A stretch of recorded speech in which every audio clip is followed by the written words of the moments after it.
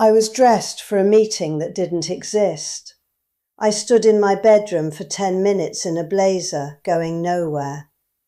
That was the day I understood what transition actually is.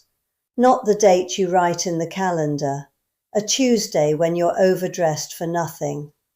My name is Diane Kaufman. I'm 66 years old, and I want to tell you something that took me an embarrassingly long time to understand. The first 6 months of my retirement were some of the most painful of my life. I had planned it better than most. The financial structure was correct, the calendar cleared on schedule. What I didn't account for was who I was without the work. I was good at it, I was very good at it, and I had built so much of myself around being good at it that when it stopped, I didn't know what the rest of me was for. My husband Richard noticed before I did. We were at dinner, just the two of us, which still felt slightly new after all these years, and he said, very carefully, "You're not bored, you're lost. Those aren't the same thing." I didn't speak to him for 2 hours after that.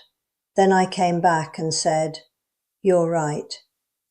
He'd retired 3 years before me. He was fine immediately. Just fine. I watched that from across the room for 3 years with great confusion and occasional resentment. He never mentioned it. That's probably why we're still married. I built things. That's the simplest answer to what I did. I built in layers. In my 30s, I started a service business. It was unglamorous and it worked. I ran it with 1 assistant, then 3, then 12. It was the kind of business that doesn't make headlines but makes money. I sold it in my 40s, took the capital, and moved into something adjacent, helping other women build what I had already built. I was the person I wish I'd had at 32. By my 50s, I was winding down deliberately, not because I had to, but because I chose to. There's a difference between stopping because you're finished and stopping because you've decided you're done. I wanted the second one. It took longer to get there than I expected, and then it arrived. The calendar was empty, but my mind wasn't.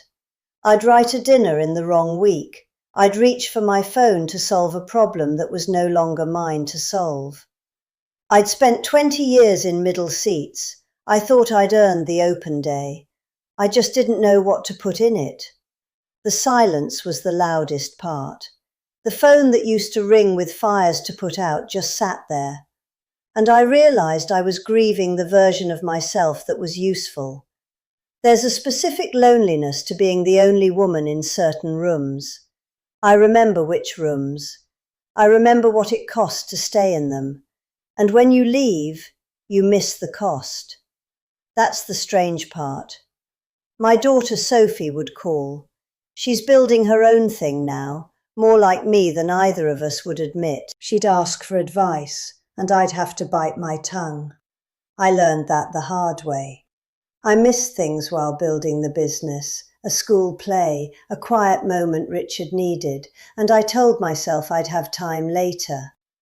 Now I had the time, and I felt a quiet guilt for not enjoying it more. It wasn't regret, it was something subtler, like standing in a room after everyone's left and realizing the room was yours, and now it isn't. The third point, the one that surprised me most, was this. Comfort is not the same as contentment. I am comfortable. I live in a home in Florida. I travel when it suits me, and I do not fly commercial if I can avoid it. I spent 20 years in middle seats. I've graduated. The art on my walls is real. But there's a version of yourself you think you'll become when you finally have enough. And then you have enough, and you're still yourself. That was the most useful disappointment of my life. The money is real. I'm not going to pretend otherwise. But money is not the thing I want to talk about. What I want to talk about is what happens after you think money solved it. The painful lesson those 6 months taught me was that retirement isn't an end point. It's just another layer you have to build. And it takes time. It took me 6 months to stop looking for a problem to solve, to stop mentally preparing for a meeting that wasn't coming. Richard would find me staring out at the garden, and he'd say, "You're working again, just without an office." He was right. I was trying to manage retirement like a project. I had to learn to distinguish between moving forward and just standing still while looking forward. My mother was elegant without effort. She ran a household on very little, raised 2 children, and always looked like she'd had a full night's sleep. I've had all the resources she didn't have. I've rarely managed to look as composed. I think about her often now. She would have known what to do with a quiet Tuesday. She wouldn't have filled it. She would have inhabited it. That's what I'm learning, slowly, to inhabit the time instead of just occupying it. So that's what the first 6 months taught me. That transition isn't a single event. It's a series of small realizations, usually on a Tuesday, usually when you're wearing the wrong shoes for the day you actually have. It taught me that you don't just walk away from a life you built. You have to turn and face what's left. And you have to be patient with what you find there. I'm not finished figuring it out, but I've made progress, and I know the difference between the two. If something in here landed for you, leave a comment. I read them. I find them useful, more useful than I expected to. Have you ever been perfectly dressed for an event that happened 3 weeks ago? I have. Hey everybody, welcome back. My name is Diane Kaufman. I'm 66 years old, and I want to tell you something that took me an embarrassingly long time to understand. The first 6 months of my retirement were some of the most painful of my life. I planned it perfectly. The financial structure was correct. The calendar cleared on schedule. What I didn't account for was who I would be without the work. I was good at the work. I was very good at it. And I had built so much of myself around being good at it that when it stopped, I didn't know what the rest of me was for. The moment it became real wasn't a grand farewell. It was a Tuesday. I was getting dressed for what I thought was a business dinner. I put on the blazer, looked in the mirror, and realized I had nowhere to be. The dinner was 3 weeks ago. I'd written it in the wrong week. I stood there in the bedroom for 10 minutes, fully dressed for a meeting that didn't exist. Then I sat down on the bed and laughed. Then I cried a little. Then I was fine. That was the day I understood what transition actually is. It's not a date on a calendar. It's a Tuesday when you're overdressed for nothing. Richard saw it before I did. We were at dinner, just the 2 of us, which still felt slightly new after all these years, and he said very carefully, "You're not bored, you're lost. Those aren't the same thing." I didn't speak to him for 2 hours after that. Then I came back and said, "You're right." Watching him adjust had been its own kind of irritation. Richard retired 3 years before I did. He was fine immediately, just fine. He figured out retirement in about 6 weeks. I watched him do it from across the room with great confusion. He never mentioned my struggle. That's probably why we're still married. My career happened in layers. The first business I built was, as I describe it, unglamorous, and it worked. I sold it. I moved into helping other women build what I had already built. I was the person I wish I'd had at 32. And when I stopped, younger women kept asking me questions at dinners, questions I couldn't answer in 5 minutes. I started this channel partly as a project, partly as an attempt to answer them properly. The calendar was empty, but my mind wasn't. I'd spent 20 years in middle seats. I thought I'd earned the open day. I just didn't know what to put in it. The structure I'd resented for decades was suddenly the architecture I missed. Time, which had been a scarce commodity to be managed in quarter-hour blocks, became this vast, featureless plain. I'd wake up and there was nothing to solve, no fire to put out. The phone that used to ring with problems stopped ringing. The silence was louder than any conference call. And you grieve the version of yourself that was useful. There's a specific loneliness to being the only woman in certain rooms. I remember which rooms. I remember what it cost to stay in them. And when you leave, no one hands you a new script. My daughter Sophie, who is building her own life and occasionally exhausted, would ask for my perspective.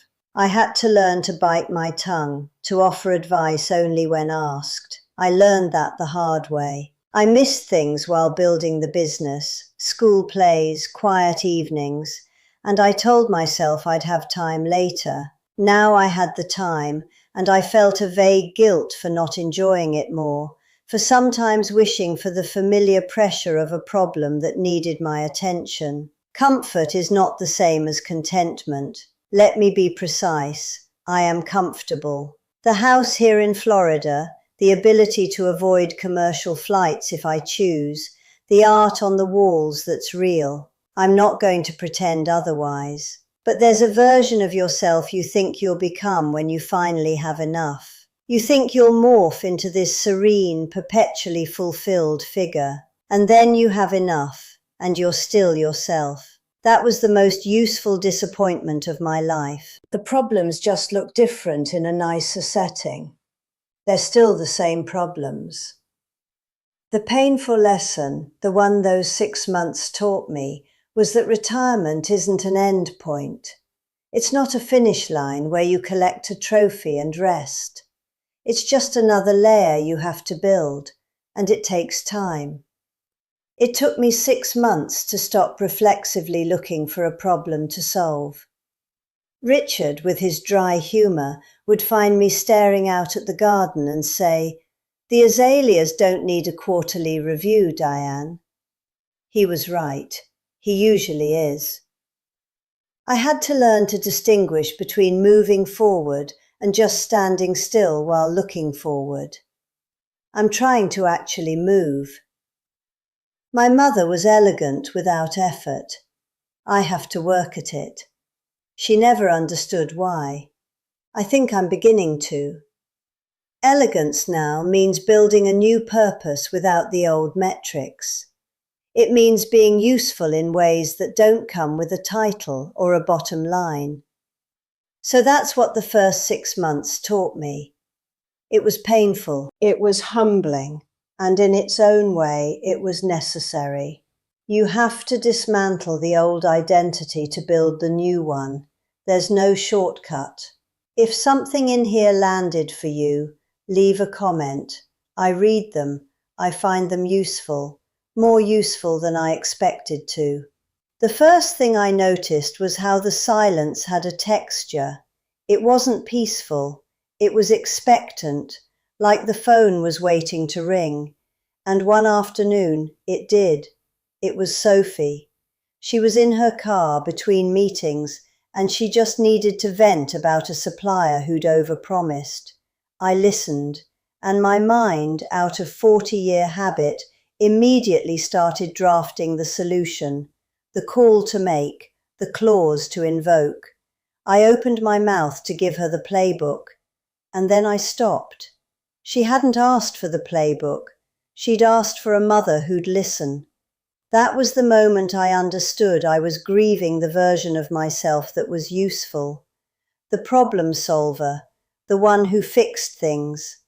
Letting that woman go felt like a kind of amputation. Sophie just needed me to be present, and for a second I didn't know how. The second thing was about comfort. I'd earned the right to avoid commercial flights. I'd graduated, as I said. So Richard and I took a trip to Italy. We stayed in a beautiful hotel in Florence.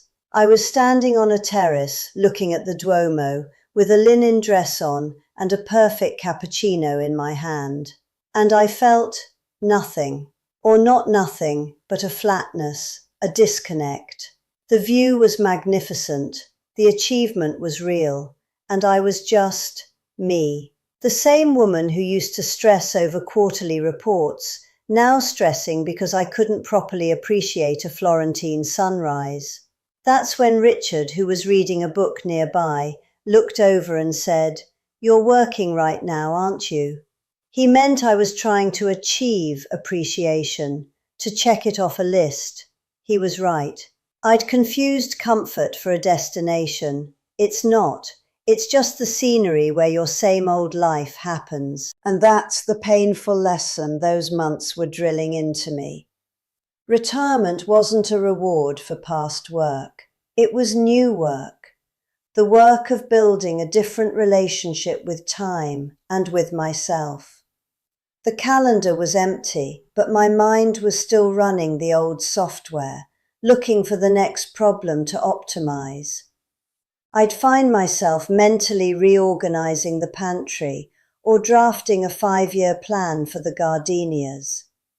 Richard caught me once, staring at my blank weekly planner with a pen, and he said, "The azaleas don't need a quarterly review, Diane." I didn't laugh, not then, but he was right.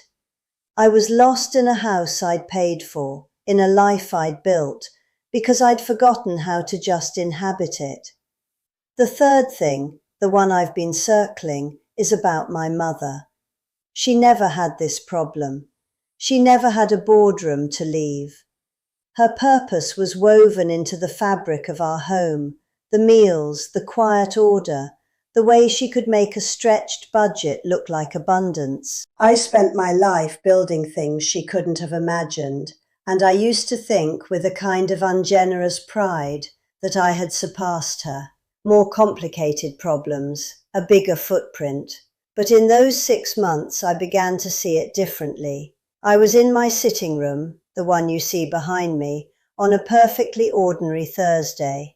The light was falling across the rug in a particular way, and I remembered her in our old kitchen, the one with the yellow linoleum, just standing at the sink, not doing anything urgent, just looking out the window at the backyard. She was completely at peace. She was inhabiting the moment, not optimizing it, not extracting value from it, just in it. And I realized with a clarity that felt almost physical that I had spent 50 years building a life she would have admired, but I had forgotten how to live one she would have recognized. All my layers, the business, the consulting, the investments, they were a magnificent response to a question she never asked. Her question was simpler. Is this enough? My question had always been, what's next? That was the painful lesson, the core of it. I had mistaken achievement for identity, and when the achievement stopped accumulating, I thought I had disappeared. But I hadn't. I was just quieter. I was the woman in the kitchen, looking out at the garden. I just hadn't learned how to be her yet. Richard found me sitting there, long after the light had moved. He didn't ask what I was thinking. He just sat down, and the silence between us finally lost its expectant quality. It just was. And for the first time in months, so was I. So that's what I actually think. Retirement isn't a reward you collect. It's a new layer you build, and the foundation is the person you are when the noise stops. It's harder than I ever expected, and more necessary. You have to learn to be, not just to do, and that takes time. If something in here felt familiar to you, I'd appreciate it if you'd like the video. It helps more than you'd think. And I'd really like to know, leave a comment and tell me. What was the first thing you noticed was different about yourself when the work stopped? Or if you're not there yet, what's the thing you're most curious or apprehensive about. I read every single one. They help me understand my own experience better. Subscribe if you'd like to follow along as I figure this out. I'll see you next time. Take care.